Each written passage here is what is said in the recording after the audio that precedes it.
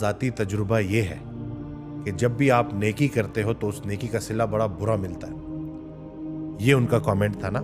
اور جس کے بعد میں نے دیکھا کہ اور بھی کچھ لوگ اسی طرح کے ملتے جلتے کامنٹس کر رہے تھے. یعنی کہ نیکی آج کل کے دور میں خطرے سے خالی نہیں ہے. وہ یہ کہنا چاہ رہے تھے کہ انسان تو چلو کسی کے لیے اچھا کرتا ہے، لیکن وہ پھر جواب میں جس طرح سے اس کا ریئیکشن آتا ہے تو بڑی تکلیف ہوتی ہے. تو میں کلینک پہ بیٹھا ہوا تھا ایک دن، کچھ عرصہ پہلے کی بات ہے.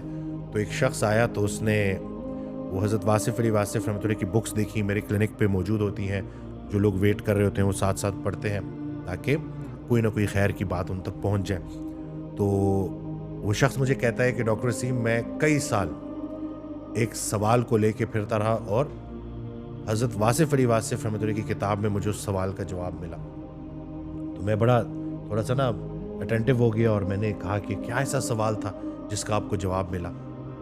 تو اس نے جو سوال بولا وہ یہی تھا کہ نیکی اگر اتنی اچھی چیز ہے تو نیکی کا صلہ اتنا برا کیوں ملتا ہے. یہ سوال پوچھا گیا.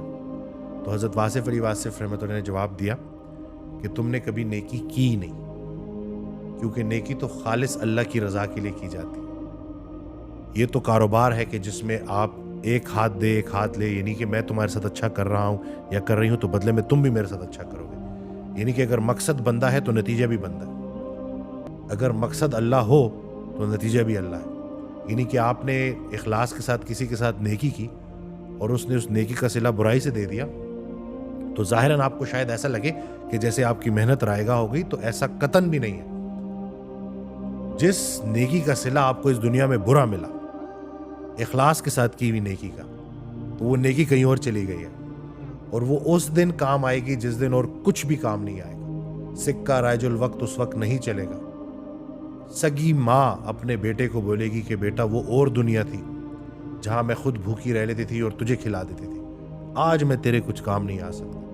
تو وہ نیکی جو آپ نے اس دنیا میں کی تھی جس کا صلہ برا ملا وہ ادھر کام آئے گی. اور دوسرا یہ کہ یہ بات آپ سمجھ لیں کہ لوگوں کے برے رویے آپ کو برا انسان بنا دیں تو یہ میں کہتا ہوں سب سے بڑا عذاب ہے. کہ متقی نہ رہے، مومن نہ رہے لوگوں کے برے رویے کی وجہ سے، تو یہ سب سے بڑا عذاب ہے اور دنیا میں یہ عذاب ہے.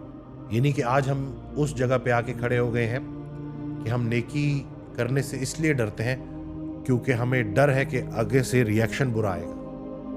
اللہ کدھر ہے پھر بیچ میں؟ اگر آپ اللہ کے لیے نیکی کر رہے ہیں تو دوسرے کا برا عمل آپ کی نیکی بند نہیں کر سکتا.